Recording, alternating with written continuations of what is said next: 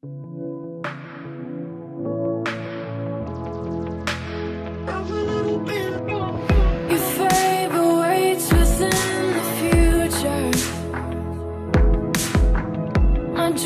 are small compared to yours. Why should I worry about tomorrow when I know that all I gotta do is trust you, Lord. Every little thing's gonna be alright. Every little thing's gonna be just fine. Whether I can see it now, I know you will work it out for good. Every little thing, everything will be alright.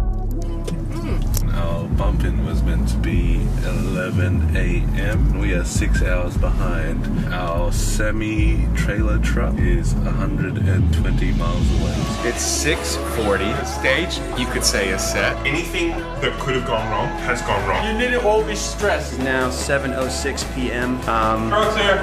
We're gonna move fast. We're gonna get this thing going in about 45 minutes to an hour.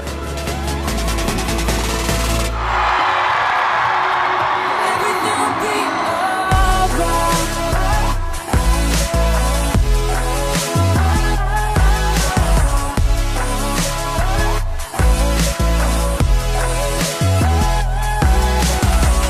Behind the scenes and in the details, you plan the perfect way for me. Why would I dwell upon the roads and certainties when all I gotta do is look to you? Yeah, all I gotta do is look to you. Every little thing's gonna be alright. Every little thing's gonna be just fine. Whether I can see it now, I know you will work it out for good. Every little thing, everything will be alright.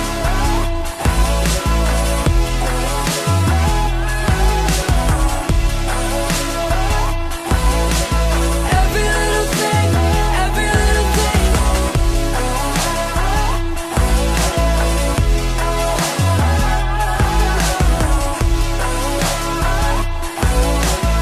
Every little thing, everything will be alright. Hey God, I know you don't need no one to advise you. You probably do a better job running the world than I do. I just thought I'd remind you, I've been trying to find you. It feel like Satan working overtime, times two. They say if it doesn't kill you, that refines you. But I'm trying to live, and that's bigger than survival. It's been a long night, it's been a long fight. So just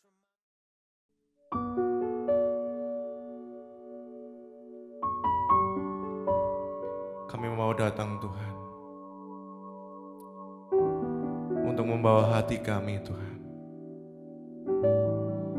menyembah-Mu, memuji-Mu.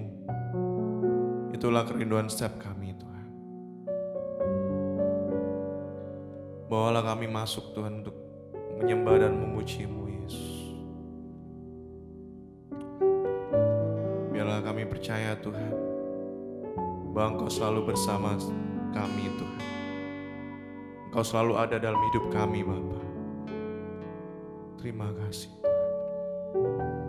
Terima kasih Yesus.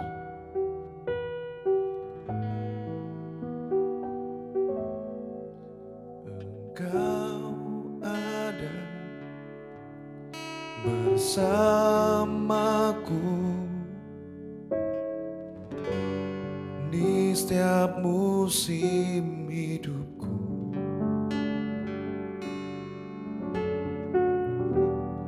Tak pernah Kau biarkan ku sendiri.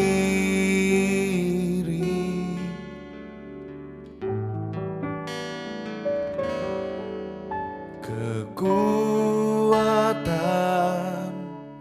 di jiwaku adalah bersamamu.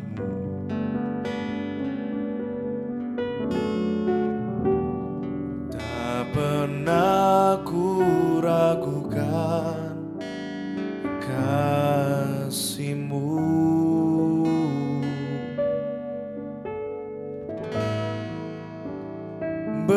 Bersamamu Bapa, ku lewati semua perkenanan-Mu yang teguhkan hatiku. Engkau yang bertindak, memberi pertolongan,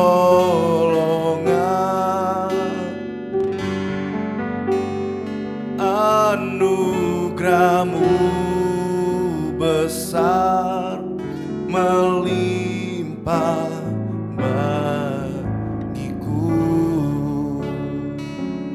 Mari kita angkat suara kita sembah Tuhan. Engkau ada Tuhan. Engkau ada bersamaku di setiap musim hidupku.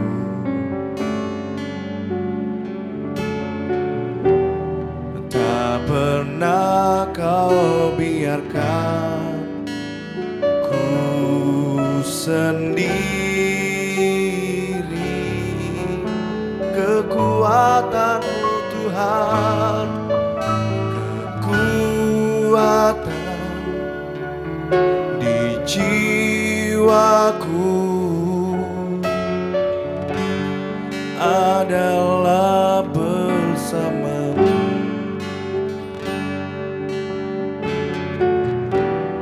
Tak pernah ku ragukan kasih-Mu.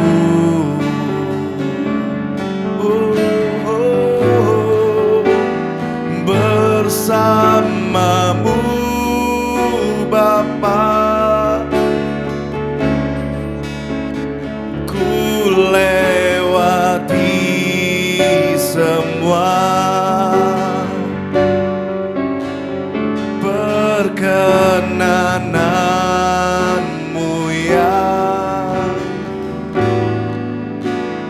teguhkan hatiku. Engkau yang bertindak,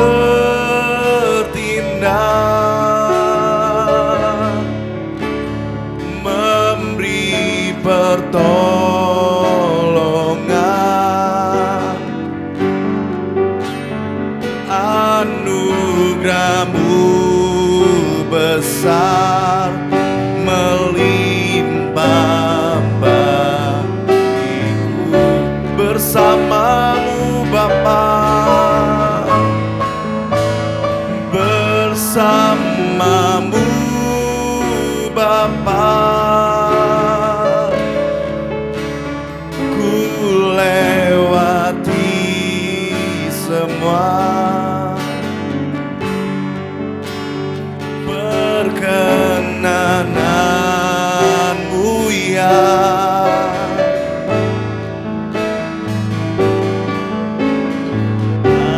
hatiku. Engkau yang bertindak,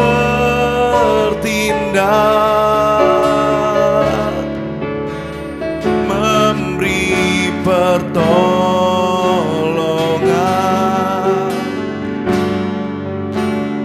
anugerah-Mu besar melimpah bagiku.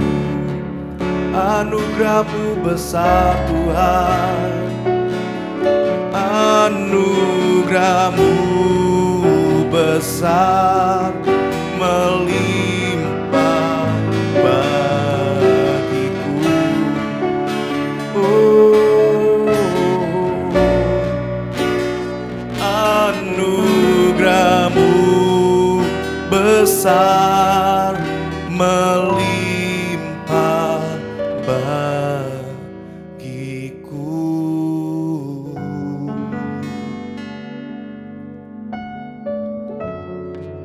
Anugerah-Mu besar Tuhan. Kami bawa hati kami Tuhan, dan kami percaya Tuhan Engkau selalu bersama setiap kami Tuhan. Biarlah Tuhan, saatnya Tuhan kami mau masuk dalam hadirat-Mu Yesus, membawa hati kami Tuhan, membawa segenap kerinduan setiap kami Tuhan untuk menyembah-Mu Yesus. Terima kasih Yesus. Mari kita angkat suara, kita sembah Tuhan. Mari teman-teman kita sembah Yesus, angkat pujian, angkat penyembahan Yesus. Terima kasih Yesus, haleluya. Anugerah-Mu besar Tuhan.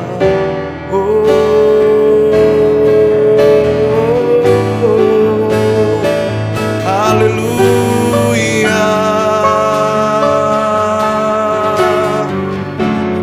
Mari jamah setiap kami Yesus. Haleluya. Haleluya.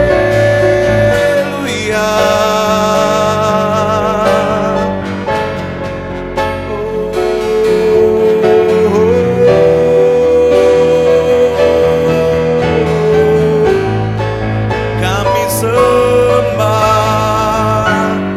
Haleluya Yesus.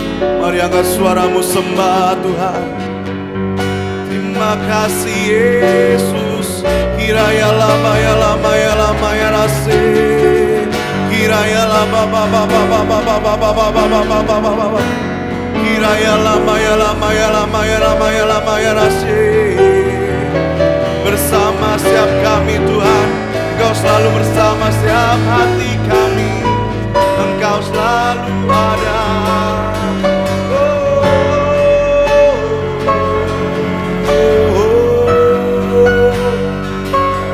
Haleluya Yesus.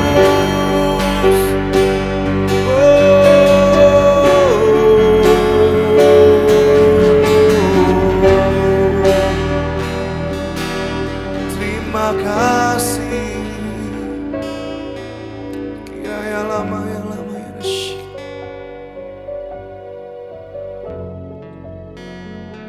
Terima kasih Yesus. Mari Roh Kudus jamah setiap kami Tuhan. Jamah setiap kami Tuhan. Walaupun kami tidak bertemu dengan secara langsung Tuhan, tapi kami percaya Tuhan bahwa Roh-Mu menjamah setiap kami Tuhan. Biarlah Roh-Mu Tuhan, biarlah Roh-Mu yang bekerja Tuhan, dimanapun kami berada Tuhan, di saat apapun kami Tuhan, kami mau meluangkan Tuhan untuk menyembah-Mu Yesus. Biarlah Tuhan saat ini Tuhan Kau jamah setiap kami Tuhan. Ketika kami lemah Tuhan, Kau berikan kami kekuatan Tuhan. Karena kami tahu Tuhan, dan kami percaya Tuhan, Engkau selalu ada dalam hidup kami Tuhan. Terima kasih Yesus. Terima kasih.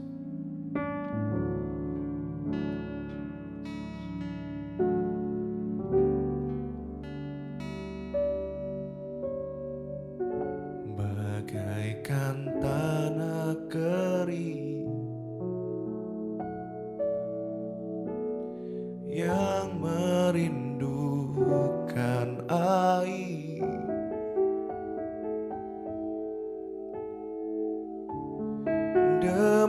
Pulihkanlah jiwaku,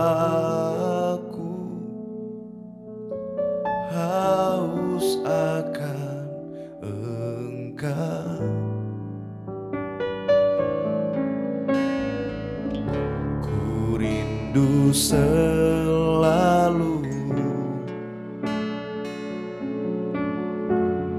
hadir-Mu di hidupku.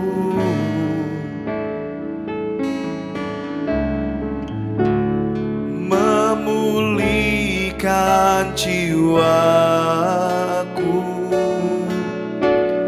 hapuskan air mataku, mengalirlah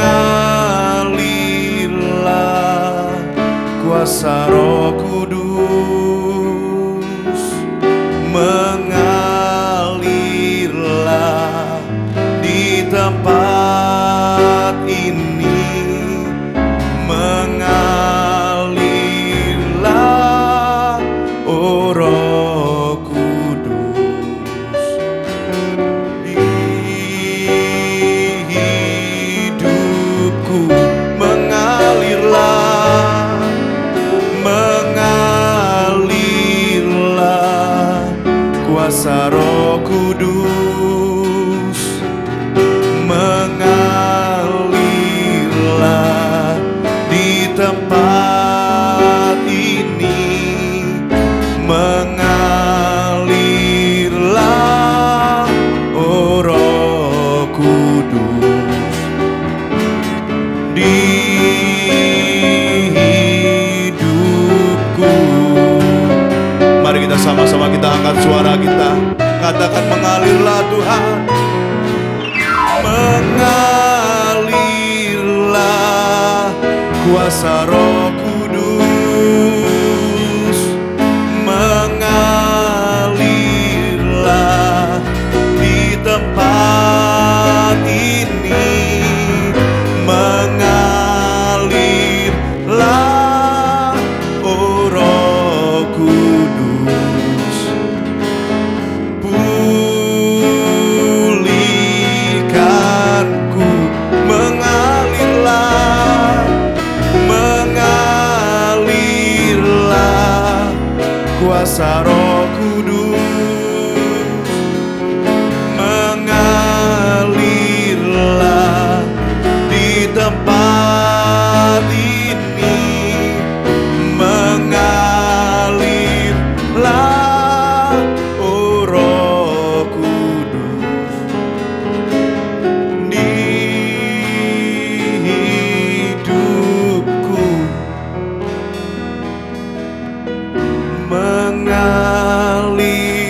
Mengalirlah, oh Roh Kudus, di hidupku. Mengalirlah, oh Roh Kudus, di hidupku.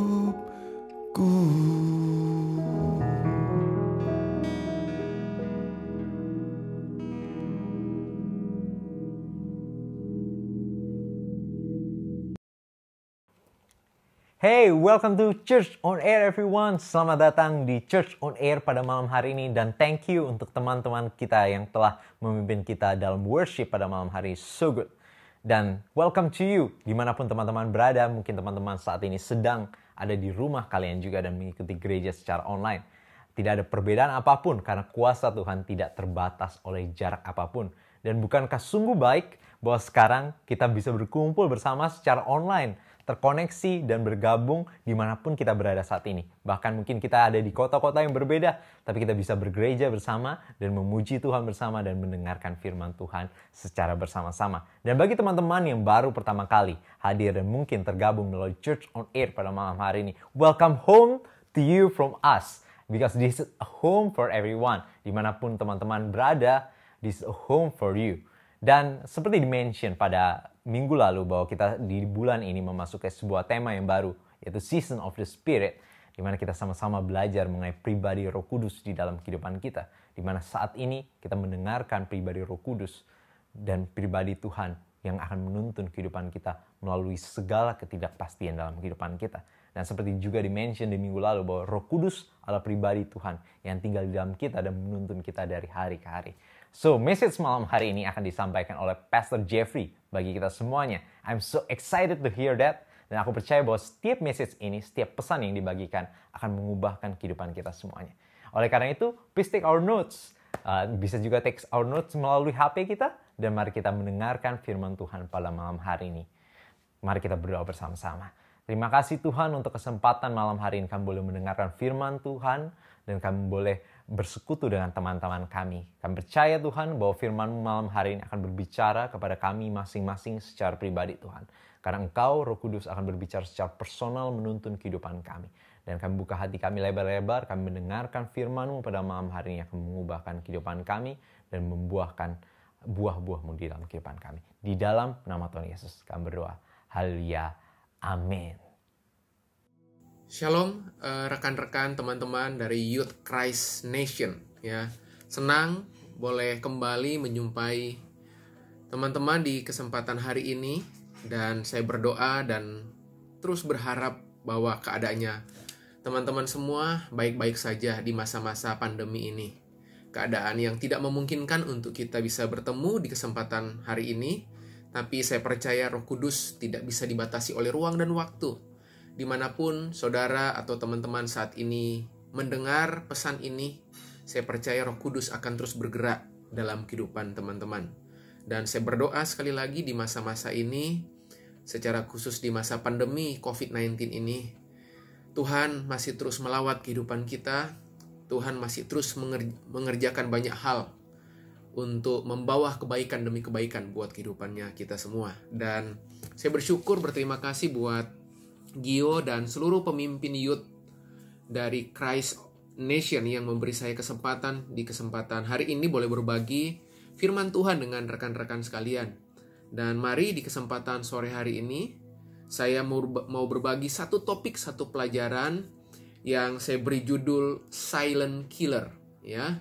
Dan saya percaya setiap kita pernah mendengar istilah-istilah semacam silent killer. Entahkah kita pernah menonton sebuah film detektif ataupun beberapa orang membaca sebuah berita lalu orang yang menuliskan berita tersebut berkata bahwa orang ini silent killer ya. Dan tanpa kita sadari teman-teman, dalam kehidupan kita secara khusus ada pembunuh yang diam-diam telah membunuh kehidupan kita tanpa kita sadari ya. Seperti halnya virus COVID-19 itu tidak terlihat oleh kasat mata, tapi sesaat setelah orang itu terinfeksi virus ini, maka akan terjadi beberapa gejala-gejala di dalam fisiologis tubuh seseorang. Nah, seperti halnya virus, tidak terlihat tapi membunuh. Tidak terlihat tapi mematikan. Sama, ada satu hal yang sore hari ini saya ingin bagikan buat teman-teman, bahwa apa yang akan kita terima hari ini saya berdoa, kita pelajari dengan baik, kita deteksi sejak awal. Ya, sebab kalau kita gagal mendeteksi hal tersebut, hal yang akan kita bicarakan hari ini akan sangat membunuh kehidupan masa mudamu. Dan sekali lagi judul firman Tuhan di kesempatan sore hari ini, saat ini saya beri judul Silent Killer ya. Oke, sebagai ayat pembuka ataupun sebelum saya masuk pada ayat pembuka yang akan saya mau bagikan kepada saudara di kesempatan hari ini, saat ini saya lagi di rumah ya, di ruang kamar ya. Saya pikir ini ruangan terbaik yang saya bisa syuting buat saudara di ruangan ini, dari ruangan ini. Dan hal pertama yang saya mau ajak teman-teman berpikir di kesempatan sore hari ini adalah tentang kehidupan seorang anak muda di Alkitab. Dan di mana kehidupan anak muda ini mengalami banyak hal, mengalami banyak masalah dalam kehidupannya. Dan di kesempatan sore hari ini mari kita akan lihat sama-sama tentang apa yang terjadi dalam kehidupan anak muda ini. Nah, anak muda yang saya maksud adalah yang namanya Yusuf, ya. Kalau saya boleh bertanya kepada teman-teman di kesempatan sore hari ini, menurut teman-teman, mengapa kehidupan Yusuf begitu pahit? Ya, sekali lagi, mengapa kehidupan Yusuf mengalami sebuah keadaan, sebuah kondisi yang begitu pahit dalam kehidupannya? Dan saya yakin teman-teman punya banyak jawaban, teman-teman punya banyak argumen atau komentar tentang kehidupan Yusuf ini. Dan sore hari ini mari kita akan lihat bersama-sama dari kisah seorang Yusuf, ya. Nah, sekali lagi, ya, pertanyaan saya sederhana, ya. Menurut teman-teman, mengapa kehidupan Yusuf, mengapa perjalanan hidup Yusuf begitu pahit?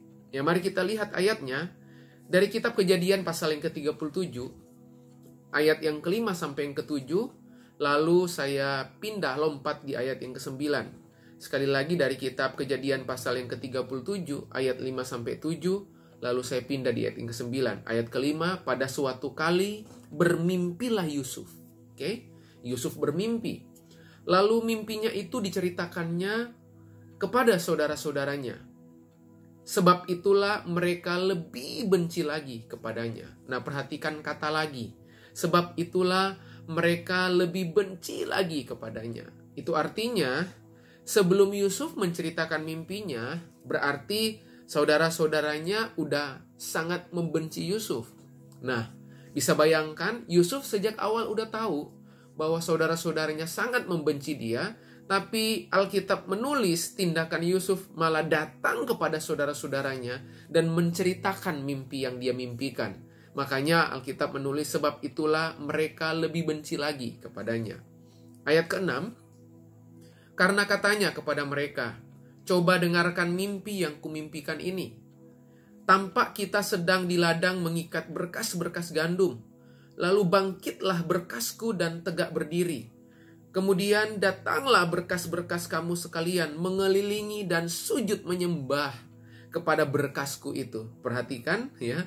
Perhatikan ayat ke-6 dan 7, Alkitab berkata, Yusuf datang kepada saudara-saudaranya dan Yusuf berkata, coba dengarkan mimpi yang kumimpikan ini. Ya, ayat ke-9, lalu ia memimpikan pula mimpi yang lain yang diceritakannya kepada saudara-saudaranya. Katanya, aku bermimpi pula, tampak matahari, bulan, dan 11 bintang sujud menyembah kepadaku. Wow, kalau teman-teman, saudara melihat kisah ini, jelas, ya, saudara bisa melihat, ya, apa yang Yusuf ceritakan, apa yang Yusuf mimpikan, lalu kemudian dia ceritakan. Nah, teman-teman, di kesempatan saat ini, saya mau mengingatkan kepada saudara bahwa menceritakan mimpi nggak ada yang salah. Yusuf datang kepada saudara-saudaranya, lalu kemudian dia menceritakan mimpinya. Nggak ada yang salah dari hanya sekedar menceritakan mimpi. Nah, yang problem dari seorang Yusuf bukan pada menceritakan mimpinya, tapi motif apa yang tersembunyi, motif apa yang mendorong seorang Yusuf bercerita. Itu yang jadi problem. Ya, sekali lagi, menceritakan mimpi itu nggak problem. Tapi motif kita menceritakan itu jauh lebih penting bagi Tuhan. Dan kalau saudara melihat motivasi Yusuf di ayat ini, terlihat jelas ada yang namanya spirit kesombongan. Nah, itulah spirit inilah yang saya sebut dengan silent killer. Ya, pembunuh yang membunuh kehidupan kita secara perlahan-lahan, ya. Seringkali orang sombong itu jarang terdeteksi di waktu-waktu awal, ya. Bahkan kita seringkali tanpa kita sadar, kita selalu bilang untuk kemuliaan nama Tuhan. Tapi benarkah itu untuk kemuliaan nama Tuhan? Ya. Sekali lagi, ini yang saya mau tekankan di menit-menit awal. Anda bercerita tentang apa yang Anda mau ceritakan kepada seseorang, gak ada yang salah. Tapi apa motif Anda bercerita? Seringkali motif Anda bercerita hanya untuk dapat pengakuan, ya. Seringkali Anda bercerita sesuatu hanya supaya Anda pamer, ya. Seringkali Anda berkata ini untuk kemuliaan Tuhan, tapi sebenarnya, ya, kesombongan bersembunyi di balik kata-kata tersebut. Ya, nanti kita akan lihat di menit-menit ke depan apa tanda-tanda kesombongan. Saya mau pindah di ayat yang ke-39, di pasal yang ke-39. Kejadian pasal yang ke-39 ayat 2, lalu saya pindah ayat 8 sampai yang ke-9. Tetapi Tuhan menyertai Yusuf. Wow. Ya. Sehingga ia menjadi seorang yang selalu berhasil dalam pekerjaannya.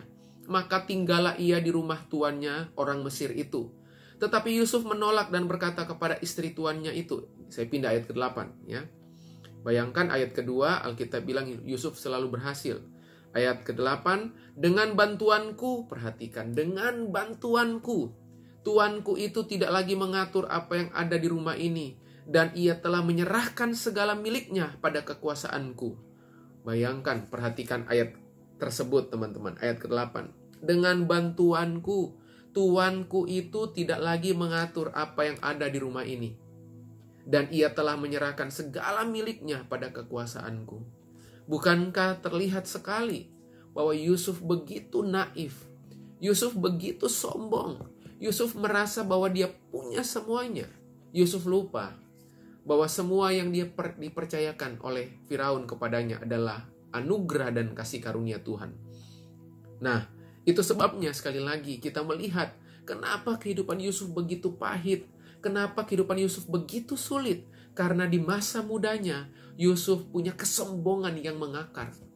Ya, berhati-hatilah dengan kesombonganmu, sebab percayalah, Alkitab berkata, diberkatilah orang yang mengandalkan Tuhan, tetapi terkutuklah orang yang mengandalkan diri sendiri. Artinya apa? Kesombongan, ya. Orang yang sombong, Alkitab bilang terkutuk. Orang yang mengandalkan dirinya sendiri, Alkitab bilang terkutuk. Nah, saya pindah di ayat-ayat yang lain, ya. Amsal pasal 16 ayat ke-18. Ini ayat yang menarik. Amsal 16 ayat 18. Kecongkakan mendahului kehancuran. Wow. Dan tinggi hati mendahului kejatuhan. Saya ulang. Kecongkakan mendahului kehancuran, dan tinggi hati mendahului kejatuhan. Jadi di kesempatan saat ini teman-teman, saya mau memberikan tips praktis bagaimana membuat hidup Anda makin hancur dan berantakan. Sederhana, tingkatkan level kesombonganmu. Sebab dari ayat yang kita baca tadi, kecongkakan mendahului kehancuran dan tinggi hati mendahului kejatuhan. Itu artinya tingkat kesombongan saudara akan sangat menentukan tingkat kehancuran saudara. Level kesombongan saudara akan menentukan level kejatuhan saudara. Ya, makanya dengar baik-baik, tangani dengan baik. Ya, saat Anda mulai merasa Anda hebat, Anda mampu, Anda yang paling the best, perhatikan, itu awal mulanya kehancuran. Itu awal mulanya hidup Anda akan jauh dari seperti yang Tuhan harapkan, Tuhan rindukan. Ya, bahkan dalam terjemahan bahasa Indonesia sehari-hari menulis, kesombongan mengakibatkan kehancuran. Ya, jadi kehancuran itu adalah akibat. Sebabnya apa? Sombongnya. Keangkuhan mengakibatkan keruntuhan. Jadi keruntuhan hanyalah akibat dari sebuah sebab. Dan sebabnya apa? Adalah keangkuhan. Ya. Nah, sekali lagi perhatikan dengan baik ya di menit-menit ini. Kalau Anda merasa sekali lagi, oh saya bukan orang yang sombong kok, Kak Jeff, ya. Nah, kita akan lihat ya apa definisi kesombongan, dan kita akan lihat apa tanda-tanda orang yang dihinggapi virus kesombongan, yang seperti halnya silent killer, ya, pembunuh yang membunuh kehidupanmu. Itu spirit yang seringkali tidak terlihat, tapi sebenarnya perlahan membunuh kehidupanmu. Apa arti kesombongan? Ya, kesombongan punya arti. Saat manusia atau saat kita tidak bergantung pada Tuhan, tetapi mengandalkan diri sendiri. Sekali lagi, kesombongan punya arti, punya definisi. Saat manusia atau saat Anda dan saya tidak lagi bergantung sama Tuhan, tidak lagi depend on God, tetapi Anda mulai mengandalkan dirimu sendiri, merasa mampu, merasa bisa, merasa sanggup, ya, di kuliahmu, di pekerjaanmu, di bisnismu, di keuanganmu, di pelayananmu. Anda merasa semua ini berjalan karena Anda. Nah, hati-hati dengan kesombongan, teman. Hati-hati dengan keangkuhan. Ya, Hati-hati sekali lagi, sebab sekali lagi level kesombonganmu akan sangat menentukan level kehancuranmu.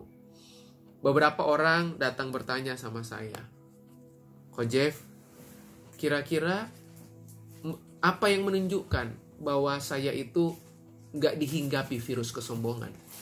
Ya, nanti setelah ini kita akan melihat apa tanda-tanda ya kesombongan. Tapi sebelum ke situ, saya mau sharing menjawab tadi pertanyaan ya. Apa tanda-tanda atau bagaimana saya bisa memastikan saya bukan orang yang sombong ya. Nah, sederhananya ya, seringkali saya mengukur orang itu hidup dalam kerendahan hati atau kesombongan sederhana. Coba Anda cek kehidupan doanya. Saya ulang, coba Anda cek kebergantungannya sama Tuhan lewat kehidupan doanya. Sebab kehidupan doamu kepada Tuhan lagi menunjukkan apakah hatimu sedang bertumbuh dalam kesombongan atau kerendahan hati. Saya ulang. Kehidupan spiritualmu, kehidupan doamu itu akan sangat menentukan atau menunjukkan apakah hati kita atau hati saya itu lagi bertumbuh dalam kesombongan atau kerendahan hati. Dari mana kita bisa lihat? Dari kehidupan doamu, ya. Karena orang sombong susah berdoa. Orang sombong sulit berdoa. Orang sombong gak butuh Tuhan karena merasa dia sanggup dengan kekuatannya sendiri. Sebaliknya orang yang rendah hati selalu merasa gak sanggup, ya, selalu merasa gak mampu. Itu sebabnya dia selalu berharap dan bergantung sama Tuhan. Mari kita lanjut. Ya, ada beberapa tanda-tanda kesombongan. Ya, ada banyak sekali. Saya mau bacakan satu persatu. Sekaligus kita cek di kesempatan hari ini. Apa sih tanda-tanda kesombongan? Yang pertama, tanda kesombongan. Suka menceritakan apa yang telah dilakukan untuk mendapat penghargaan. Sekali lagi, tanda yang pertama, suka menceritakan apa yang telah dilakukan untuk mendapat penghargaan. Seberapa sering kita itu bercerita ya kepada seseorang, kita bercerita kepada orang lain hanya untuk supaya kita dihargai, hanya untuk supaya orang itu melihat kita hebat, hanya untuk supaya menunjukkan eksistensi jati diri kita. Padahal tanpa kita sadari, waktu kita menceritakan apa yang telah dilakukan, apa yang kita telah lakukan tanpa kita sadari, kita lakukan itu supaya kita dapat penghargaan. Kalau saudara melakukan itu, kalau saudara suka menceritakan apa yang telah saudara lakukan hanya untuk mendapat penghargaan, itu tanda pertama, orang yang hidup dalam kesombongan. Orang yang punya spirit kesombongan. Tanda yang berikutnya, yang kedua, mudah tersinggung oleh perkataan dan perilaku orang lain. Ya, sedikit-sedikit kita mudah tersinggung, sedikit-sedikit kita gampang tersinggung. Ya, orang hanya bisik-bisik, ya, sambil ngelihat kita bisik-bisik, kita langsung tersinggung, merasa kita ditolak oleh orang tersebut. Ya, merasa orang itu nggak dengerin kita. Padahal belum tentu yang dia bisikin adalah tentang Anda. Anda sangat sensitif, mudah banget tersinggung oleh perkataan atau perilaku orang lain. Ya, itu tanda kesombongan. Yang berikutnya, iri atau kurang suka terhadap keberhasilan orang lain. Ya, di depan orang itu Anda berkata, wah kamu hebat banget. Ya, wah saya support kamu. Tapi sebaliknya sebenarnya di belakang orang tersebut Anda malah kata-katai yang buruk tentang orang itu. Atau mungkin ya Anda kurang suka sama orang itu karena Anda iri sama keberhasilannya. Anda gak bisa berbesar hati ya bahwa memang dia punya kecakapan, bahwa dia punya kompetensi, dia punya kemampuan, kekuatan yang mungkin Anda gak punya. Anda susah mensupport orang-orang tersebut, malah Anda iri hati, Anda gak suka sama orang tersebut karena dia berhasil. Itu tanda kesombongan, gak bisa lihat keberhasilan orang lain. Gimana sampai poin ketiga ini, tanda kesombongan? Ya, kalau teman-teman berkata, puji Tuhan Ko Jeff, 3 itu lulus. Oke, sabar, masih ada belasan ya. Ya. Yang keempat, ya, tanda kesombongan yang keempat, gila hormat. Haus pengakuan dan penghormatan. Kita selalu pingin dihormati ya. Kita selalu pingin dihargai ya. Kita haus pengakuan. Kalau kemudian ada orang yang gak bisa memuji kita dengan apa yang kita kerjakan, kita ngemis pengakuan, kita ngemis hormat, ya, itu tanda kesombongan. Karena kita mencari pengakuan dan penghargaan manusia, bukan penghargaan Tuhan. Apalagi sukar meminta maaf atau mengakui kesalahan. Itu tanda kesombongan, ya. Kita susah banget say sorry sama temen. Kita susah banget say sorry sama orang tuamu, say sorry sama sahabatmu, say sorry sama pasanganmu. Susah banget, ya. Kita minta maaf, ya. Kita mengakui kesalahan. Ya, saya yang salah, saya minta maaf. Kalau Anda sukar meminta maaf atau mengakui kesalahan, itu tanda kesombongan. Berikutnya, meremehkan atau merendahkan orang lain, ya. Ya, kita gampang punishment orang lain. Kita gampang meremehkan orang lain, rendahkan orang lain. Wah, kalau cuman segitu mah saya bisa, bahkan saya bisa lebih hebat dari kamu, ya. Seakan-akan, maaf teman-teman, orang itu di depan Anda gak ada yang lebih baik, ya. Selalu saja Anda merasa lebih baik dari orang tersebut, sehingga Anda remehkan dia, Anda rendahkan orang tersebut. Itu tanda kesombongan. Apalagi berusaha membuktikan dan menunjukkan diri. Wah, ini semua ibadah ini semua berlangsung gara-gara saya, ya. Kita berusaha membuktikan, menunjukkan jati diri kita, ya, supaya orang mesti tahu siapa saya, ya. Saya mesti pamer, ya. Lihat, ya, yang follow saya jutaan, ribuan orang follow saya, ya. Sehingga kita menaruh rasa berharga kita. Kita menaruh rasa kebernilaian kita hanya bergantung pada jumlah follower, ya. Jumlah like, ya, yang kita like, ya. Yang orang lain like waktu kita bikin status, ya. Berusaha membuktikan atau menunjukkan diri kita, tanda kesombongan. Apalagi sukar mendengar nasihat atau teguran. Kita jadi orang yang susah banget dinasihati, susah banget dikasih masukan, susah banget dikritik, dikritik tersinggung, dikritik marah, dikritik jengkel, ya. Sukar mendengar nasihat, itu tanda kesombongan. Apalagi teman-teman, suka mengkritik dan menghakimi. Nah, ini lagi. Anda suka mengkritik, suka menghakimi orang lain, merasa lebih mampu dari orang itu. Sukar mengkritik dan menghakimi rupa-rupanya adalah tanda orang yang hidup dalam kesombongan. Berikutnya, tidak menghormati otoritas, ya. Anda susah banget untuk menghormati otoritas, ya. Nggak bisa submit, nggak punya penundukan diri, ya. Susah menghormati otoritas. Kepahitan berikutnya, merasa selalu benar. Makanya coba lihat, orang pahit itu sombong, ya. Hati-hati, ya. Orang pahit itu wajib kita kasihani, ya. Tapi di satu sisi orang pahit itu adalah orang sombong. Kenapa orang pahit orang sombong? Karena orang pahit akan selalu merasa benar, bukan? Anda pernah kepahitan? Dan pernahkah Anda kepahitan atau Anda bertemu dengan orang yang kepahitan dan orang yang kepahitan tersebut merasa dia yang salah? Nggak pernah, teman-teman. Setiap kali kita pahit atau bertemu dengan orang yang mengalami kepahitan, orang pahit akan selalu merasa dirinya benar, orang lain salah. Ya, itu tanda kesombongan. Makanya dia akan sulit mengampuni. Apalagi tidak jujur, tertutup, nggak bisa apa adanya, takut dinilai orang. Ntar nanti kalau orang nilai saya buruk gimana? Sehingga kita hidup dalam ketertutupan, ya. Kita nggak bisa open kehidupan kita, nggak bisa apa adanya, teman-teman. Kenapa? Karena kita merasa kalau kita apa adanya orang tolak kita. Nanti kalau orang tahu kelemahan saya gimana? Ya, itu tanda kesombongan, teman-teman. Hidup dalam ketertutupan, nggak jujur, menuntut orang lain yang berikutnya. Ya, kita tuntut orang lain seperti yang kita mau, padahal kita belum tentu bisa melakukannya. Kita paksa orang lain seperti standar kita. Itu tanda, ya, kita hidup dalam kesombongan. Merasa lebih, itu udah pasti, ya. Merasa kita lebih hebat, lebih mampu, lebih sanggup, lebih berduit, lebih punya banyak hal daripada orang lain. Merasa lebih, itu tanda kesombongan. Yang terakhir, tidak sabar. Itu tanda orang yang hidup dalam kesombongan, ya. Gak sabaran, ya, temperamen, ya. Itu tanda-tanda kesombongan. Nah, di menit-menit yang tersisa ini, saya mau mengakhirinya dengan menunjukkan sama saudara apa solusi dari kesombongan, ya. Kalau sore hari ini teman-teman sampai bagian ini, lalu kemudian di hatimu berkata, "Ko Jeff, saya masuk dalam tanda-tanda tersebut. Saya baru hari ini, sore ini baru sadar. Ternyata saya hidup dalam kesombongan. Saya nggak pernah menyadari bahwa tanda-tanda yang tadi itu adalah tanda-tanda kesombongan. Kalau saudara hari ini orangnya, kabar baiknya, Tuhan mau keluarkan Anda dari kesombongan. Ada solusi dari sebuah kesombongan. Ada solusi dari spirit sombong yang seperti hanya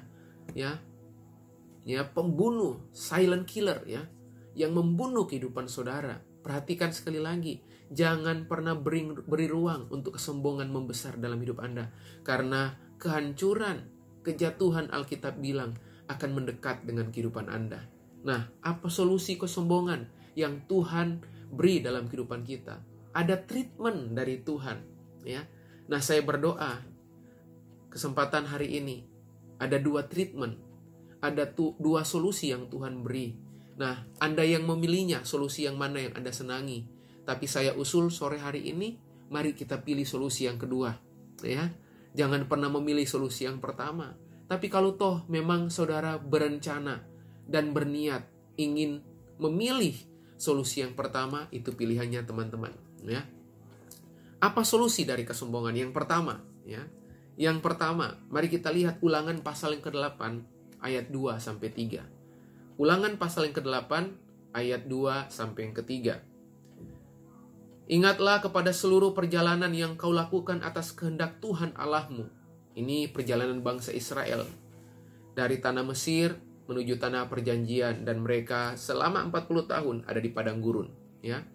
Sekali lagi saya baca ayat 2-3 Ulangan pasal 8. Ingatlah kepada seluruh perjalanan yang kau lakukan atas kehendak Tuhan Allahmu di padang gurun selama 40 tahun ini dengan maksud. Sekali lagi, dengan maksud. Jadi selalu ada maksud. Ada maksud Tuhan. Kenapa Tuhan mengizinkan beberapa orang, beberapa saudara ada di padang gurun? Dengan maksud merendahkan hatimu dan mencobai engkau untuk mengetahui apa yang ada dalam hatimu, yakni apakah engkau berpegang pada perintahnya atau tidak. Jadi Ia merendahkan hatimu, membiarkan engkau lapar dan memberi engkau makan mana yang tidak kau kenal dan yang juga tidak dikenal oleh nenek moyangmu, untuk membuat engkau mengerti bahwa manusia hidup bukan dari roti saja, tetapi manusia hidup dari segala yang diucapkan Tuhan. Yang pertama, teman-teman, apa solusi Tuhan dari kesombongan saudara? Yang pertama, solusi Tuhan atas kesombonganmu adalah padang gurun. Solusi Tuhan atas kesombonganmu sekali lagi adalah Tuhan akan izinkan Anda masuk padang gurun. Dan perhatikan, untuk melewati padang gurun seringkali waktunya begitu panjang. Makanya biasanya makin sombong engkau, makin lama engkau di padang gurun. Beberapa dari Anda hari-hari ini ada dalam padang gurun. Anda mengalami kekeringan keuangan, mengalami kekeringan hubungan, mengalami kekeringan masa depan. Bukan karena Tuhan tidak menjanjikan masa depan yang penuh harapan, bukan. Bukan karena Tuhan gak kepingin saudara ada di masa depan itu dan menaklukkan masa depan. Bukan. Seringkali karena kesombonganmu yang menyebabkan Anda gak bisa menikmati tanah perjanjian. Makanya yang pertama, padang gurun adalah terapi yang Tuhan pakai untuk menghancurkan, untuk memberangus, untuk mengikis kesombongan manusia, kesombongan Anda dan saya. Padang gurun yang begitu panjang, begitu lama, mengikis kesombonganmu. Hari ini kalau Anda masuk dalam padang gurun, jangan-jangan Anda bukan kurang berdoa. Bisa jadi Anda tiap hari berdoa. Tapi masalahnya, Anda berdoa tidak dengan respon hati yang benar untuk ditegur Tuhan dalam doamu. Anda datang sama Tuhan sekedar latah, sekedar asal berdoa, tanpa Anda menyadari bahwa ada pesan Tuhan dalam kehidupanmu untuk Anda bereskan, untuk Anda selesaikan. Sekali lagi, padang gurun yang Tuhan pakai untuk menghancurkan, mengikis kesombonganmu. Pengalaman padang gurun dirancang untuk menghabisi, untuk menghabisi kepercayaan diri demi menumbuhkan kepercayaan kepada Tuhan. Jadi buat orang-orang yang terlalu percaya diri, merasa mampu, merasa sanggup, seringkali Tuhan mengizinkan kegagalan. Seringkali Tuhan mengizinkan padang gurun yang namanya kegagalan. Anda harus alami. Karena kegagalan seringkali membawa Anda kembali sadar Tuhan. Seringkali padang gurun Tuhan pakai untuk menghabisi kepercayaan dirimu, supaya Anda bertumbuh dalam kepercayaan kepada Tuhan. Ya, saya mau tunjukkan satu ayat, lalu kemudian saya masuk poin kedua, dan kita akan selesai. Kejadian pasal yang ke-41, kitab Kejadian pasal 41 ayat 14-16, kembali kepada kisah Yusuf. Nah, Kejadian pasal 41 ditulis setelah Yusuf keluar dari penjara. Ya, dia di penjara sebelumnya 2 tahun, teman-teman. Lalu pada saat akhir dari penjara 2 tahun tersebut, dia titip pesan kepada juru minum dan juru roti. Saudara pasti masih ingat. Ya, dia titip pesan kepada juru minum dan juru roti. Dan pesan apa yang dia tunjukkan? Dia sampaikan kepada juru minum dan juru roti, ya, tolong kasih tahu raja, tolong kasih tahu tuanku Firaun, bahwa yang menafsirkan mimpimu itu saya. Tuh, lihat, ya. Udah 2 tahun di penjara, masih sombong. Dan apa akibatnya, teman-teman? Tuhan perpanjang masa tahanan Yusuf 2 tahun lebih lama. Ya, bayangkan, dengar baik-baik, responmu itu akan sangat menentukan. Ya, padang gurun itu berakhir, penjara kehidupanmu selesai atau diperpanjang. Responmu itu sangat menentukan. Ya, Anda tetap ada di dalam penjara atau Anda keluar dari penjara. Sayangnya, setelah 2 tahun, Yusuf masih saja sombong. Ya, dia nggak sadar, dia nggak mengandalkan Tuhannya. Malah titip pesan kepada juru minum juru roti. Tolong kasih tahu bahwa yang menafsirkan mimpinya itu saya, mimpimu berdua itu saya. Dan saudara tahu pasti ceritanya. Begitu juru minum juru roti keluar dari penjara, ya, mereka lupa tentang kehidupan, tentang apa yang Yusuf lakukan dalam kehidupan mereka. Lupa total, ya. Dengar baik-baik, teman-teman, jangan berupaya, ya, menggantungkan harapanmu kepada manusia. Anda pasti kecewa. Sama seperti Yusuf, dia nggak menggantungkan masa depannya kepada Tuhan, malah kepada juru minum dan juru roti. Dan apa yang terjadi? Yusuf tidak bisa keluar dari penjara. Ya, saya yakin dia mengalami kekecewaan. Dan Tuhan perpanjang masa tahanannya 2 tahun. Jadi total, Yusuf di penjara 4 tahun, teman-teman. Itu artinya S1 penjara. Ya. Nah, lalu kemudian Kejadian 41. Ini tertulis menceritakan pada saat Yusuf udah keluar dari penjara, dipanggil sama Tuhan. Jadi selama 4 tahun. Karena uang sumbangan masuk penjaranya mahal banget, sampai 4 tahun S1 penjara. Kita akan lihat, ya, Yusuf benar-benar kapok dalam hal respon. Kita lihat Kejadian 41 ayat 14-16. Kemudian Firaun menyuruh memanggil Yusuf. Segeralah ia dikeluarkan dari tutupan. Ia bercukur dan berganti pakaian, lalu pergi menghadap Firaun. Berkatalah Firaun kepada Yusuf. Ya, berkatalah Firaun kepada Yusuf, aku telah bermimpi dan seorang pun tidak ada yang dapat mengartikannya. Tetapi telah kudengar tentang engkau. Hanya dengan mendengar mimpi saja engkau dapat mengartikannya. Coba bayangkan. Sekali lagi, kalau kalimat ini datang dalam hidup saudara, kalau Anda jadi Yusuf, lalu saya jadi Firaun. Lalu kemudian saya bilang, telah kudengar tentang engkau. Hanya dengan mendengar mimpi saja engkau dapat mengartikannya. Coba, kalimat ini kira-kira memicu kesombongan nggak? Kalau ada orang datang sama Anda, sama teman-teman, wah, ya, saya mendengar tentang kamu. Katanya, hanya dengar mimpi saja kamu bisa menafsirkan mimpi. Wow, ya, ada kemungkinan, teman-teman, kalimat itu akan memicu Anda akan sombong. Tapi perhatikan apa yang Yusuf katakan kepada Firaun setelah Yusuf mengalami pertobatan 4 tahun di penjara. Yusuf menyahut Firaun, bukan sekali-kali aku, melainkan Allah juga yang akan memberitakan kesejahteraan kepada tuanku Firaun. Puji Tuhan, teman-teman, ya. Puji Tuhan, Yusuf, ya, sadar Tuhan dalam kehidupannya. Yusuf menyadari Tuhan dalam kehidupannya. Nggak seperti hal yang sebelumnya. Nggak seperti kejadian-kejadian yang sebelumnya. Dia begitu membanggakan dirinya. Dia begitu merasa dia mampu, dia sanggup, orang hebat. Tapi di ayat ini, Yusuf menyadari dan dia berkata, bukan sekali-kali aku, melainkan Allah juga. Ya, Tuhanlah yang membuat Yusuf punya hikmat menafsirkan. Yang pertama, Terapi yang pertama, solusi dari kesombongan adalah jalur padang gurun. Yang kedua, teman-teman. Yang kedua, saya berdoa teman-teman memilihnya bersama saya hari ini, yaitu jalur penginsyafan. Jalur insyaf atau sadar sebelum sesuatu terjadi. Ya, sadar sebelum keadaan buruk terjadi. Anda sadar, Anda berbalik, minta hikmat sama Tuhan, minta kekuatan sama Tuhan. Pilihlah jalur yang kedua ini, yaitu jalur penginsyafan. Kesadaran bahwa semua yang kita peroleh hari ini, kesadaran bahwa semua yang kita miliki hari ini hanyalah kasih karunia, hanyalah anugerah Tuhan dalam hidup kita. Saya berdoa hari ini teman-teman, mari pakai jalur yang kedua, yaitu jalur insaf. Apa sih jalur insaf itu? Saya sudah menyadari sebelum sesuatu terjadi. Saya dengan mudah koreksi diri. Saya dengan mudah sadar diri. Saya dengan mudah menyadari bahwa semua karena anugerah dan kasih karunia Tuhan. Amin teman-teman.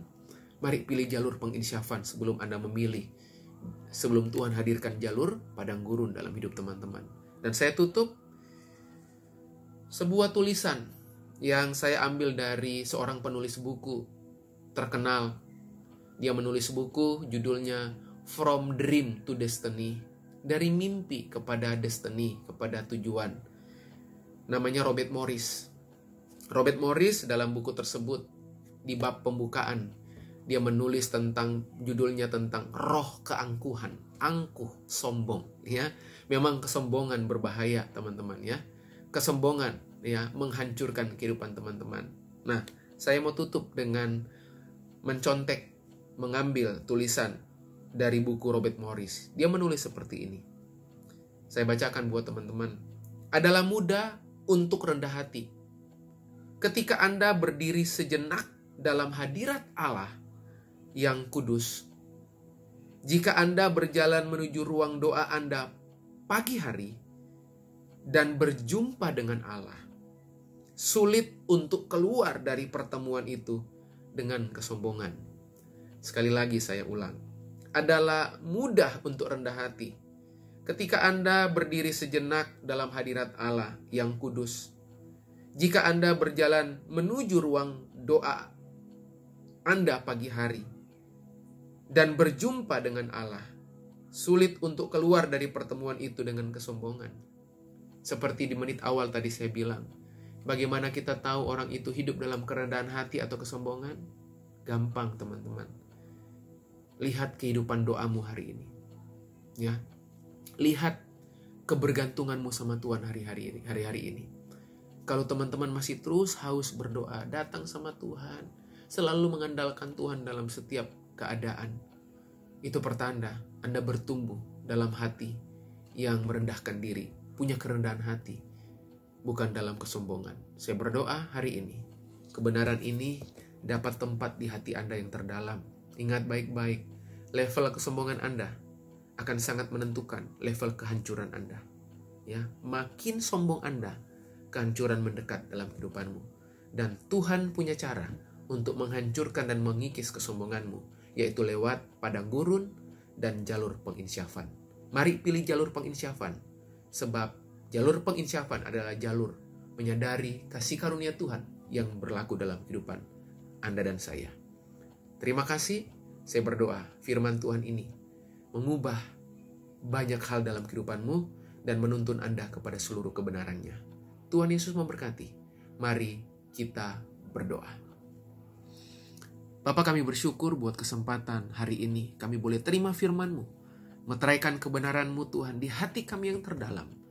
Biar kebenaran ini menuntun langkah kehidupan masa muda kami. Tuhan, kalau ada roh-roh kesombongan yang kami sadar hari ini membunuh kehidupan kami, menghancurkan kehidupan kami hari ini putuskan kami berbalik. Roh Kudus, curahkan anugerah-Mu, kasih karunia-Mu atas hidup kami, atas masa muda kami, supaya kami terus-menerus mengandalkan Engkau dalam hidup kami. Habislah kami tanpa Tuhan, sebab Engkau segala-galanya buat kehidupan kami. Terima kasih, pelihara dan jagai kehidupan kami dan masa muda kami, supaya kami tepat menjadi pelaku firman-Mu dan membidik sasaran kehidupan kami sesuai dengan yang Tuhan mau dan maksudkan. Terima kasih Bapa, hamba-Mu selesai menyerahkan semuanya ke dalam tangan-Mu. Hanya di dalam nama Yesus kami sudah berdoa, kami mengucap syukur. Haleluya. Amin. Terima kasih teman-teman. Shalom. God bless you all. Tuhan Yesus memberkati saudara. Thank you Pastor Jeffrey yang telah menyampaikan message yang sangat luar biasa bagi kita malam hari ini. Dan benar teman-teman, kita sekali lagi diingatkan bahwa kita perlu menjauhi kesombongan di dalam kehidupan kita. Karena itu akan menghancurkan kehidupan kita. Dan pribadi Roh Kudus di dalam kehidupan kita yang tinggal di dalam kita akan mengingatkan kita akan kebenaran dan untuk menjauhi kesombongan yang menghancurkan kehidupan kita.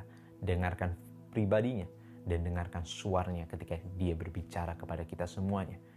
Dan I hope bahwa setiap kebenaran yang kita dengar malam hari ini bisa kita bawa dan kita aplikasikan ke dalam kehidupan kita sehingga kita bisa bertumbuh dan berbuah dari hari ke hari. And last one, I want to encourage you untuk teman-teman bisa mempunyai lingkungan dan pertemanan yang bisa mensupport teman-teman semuanya bertumbuh di dalam Tuhan dari hari ke hari. Kita semuanya membutuhkan teman-teman di sekitar kita untuk kita bisa bertumbuh. Karena firman Tuhan juga berkata kepada kita bahwa tidak baik bagi manusia itu seorang diri. Dan kita membutuhkan penolong, yaitu teman-teman di sekitar kita untuk kita bisa bertumbuh dari hari ke hari. Dan mungkin teman-teman tidak memiliki komunitas ataupun lingkungan pertemanan yang bisa mendukung. Oleh karena itu teman-teman bisa klik link description yang ada di bawah ataupun scan QR code yang ada di layar untuk kemudian kita bisa bertemu dengan orang-orang dan keluarga di dalam Tuhan melalui small group agar kita bisa dikuatkan. Ada tempat di mana kita bisa men-sharingkan apa yang menjadi beban kita. Bisa berdiskusi bersama dengan kita, membantu kita menentukan keputusan-keputusan yang sulit dalam kehidupan kita. Dan bersama-sama membantu kita bertumbuh dari hari ke hari. Dan melalui Church on Air dan melalui small group yang ada, kita bisa terkoneksi dari kota manapun kita berada dan bertumbuh bersama-sama di dalam Tuhan. Bukankah itu sungguh baik di dalam kehidupan kita? Oleh karena itu teman-teman bisa klik segala jalan yang ada melalui scan QR code ataupun link description yang ada. Dan now we are at the end of the service Church on Air pada malam hari ini. I hope we can see you again next week. And we bless you and God bless you and see you next week everyone. God bless you all.